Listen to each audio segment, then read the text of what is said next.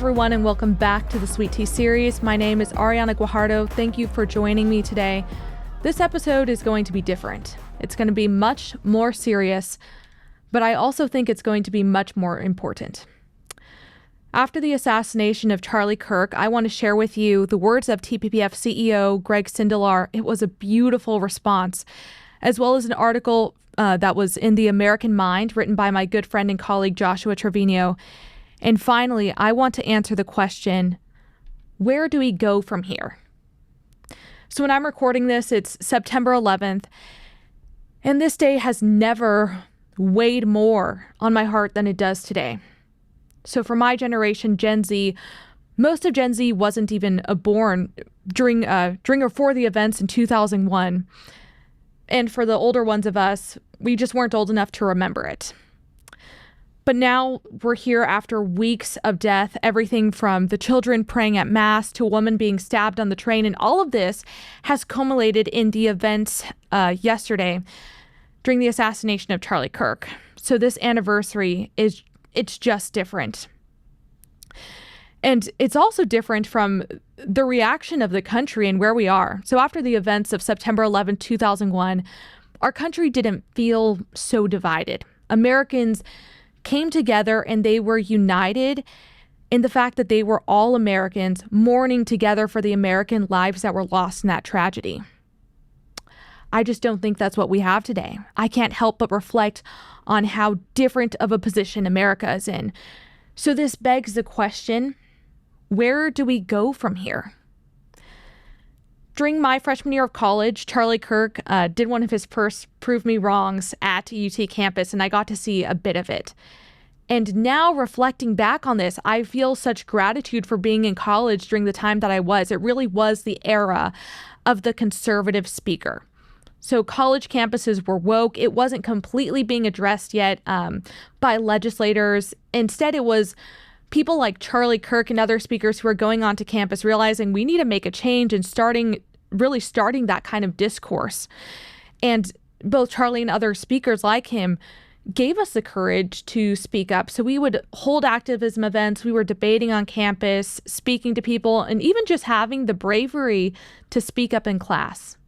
Those were the things that were happening because of Charlie Kirk. And so in light of this, people, and Ben Shapiro was the one who I heard yesterday speaking about this, but I've seen other people post about it online. They're asking if we're going to be able to ever do events like that again, where someone as big as Charlie Kirk is able to set up in the middle of a campus where people walking from class to class would be able to hear conservative discourse articulated in a way they may not have ever heard it said before. And so they're asking, is that something that's even going to be possible in the future? And I think that really depends on how we respond to this event. Part of the shock of everything that happened was the fact that Charlie Kirk was just an American citizen. He wasn't a politician. So whenever politicians are targeted, we're surprised when those events happen, but we're not necessarily surprised that it happens. It's just as horrific, but it is different. And yesterday, whenever I went home, like I said, people like Charlie Kirk in that era of my college life and the importance and thinking about the work that I had done to make sure that kind of discourse was something that was around at UT, and the conversations that I had, I was just asking myself, what does this mean for conservatives, for students on campus, or for people who are working in the conservative sphere now? And I was pondering and praying about that. I received an email from TPPF CEO Greg Sindelar, and I really want to be able to share those words with you. And thankfully, Greg allowed me to. So he starts off his message, "Dear TPPF family, like all of you, I find myself devastated today and concerned for the future of our country. Our first duty is to prayer.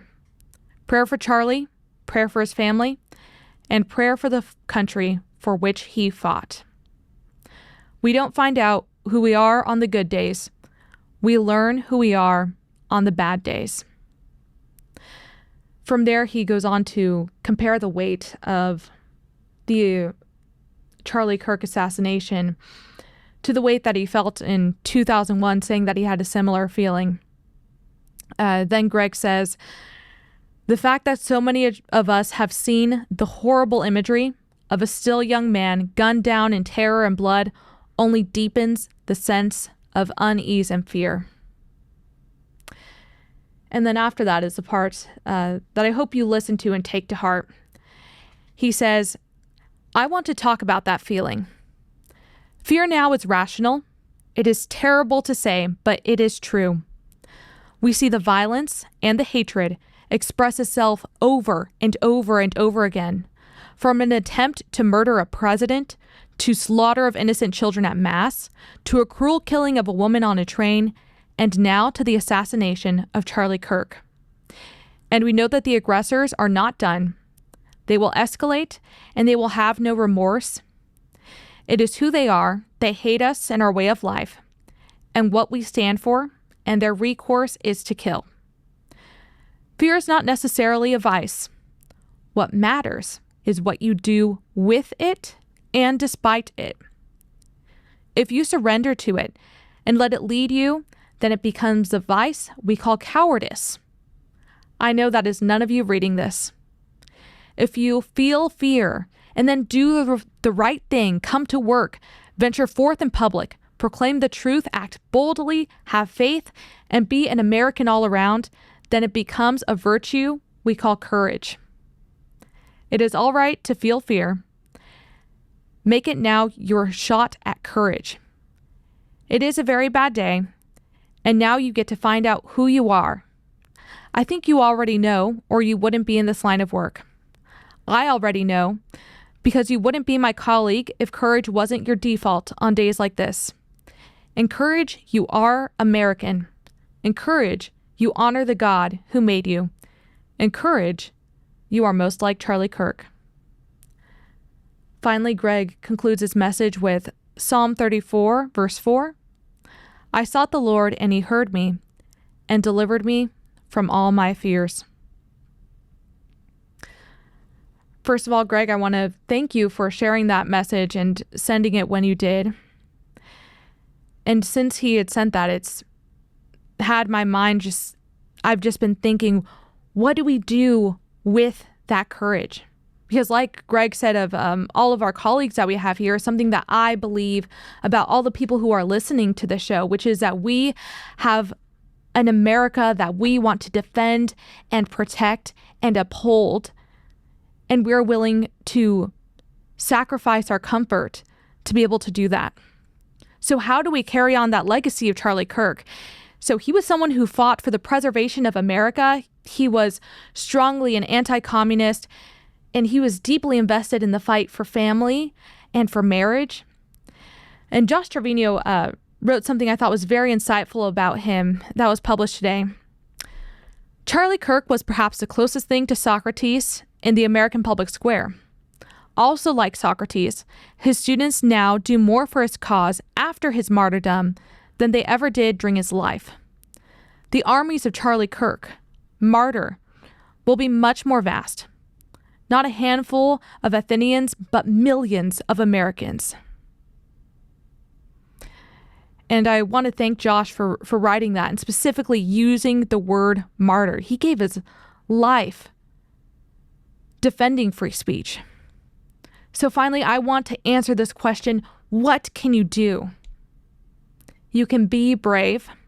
And when someone asks you what you think, or they say something that you know to be untrue, say something. And just like Charlie showed us, you don't have to be rude while you're doing this, but say something. At work, at school, at the dinner table, especially at the dinner table.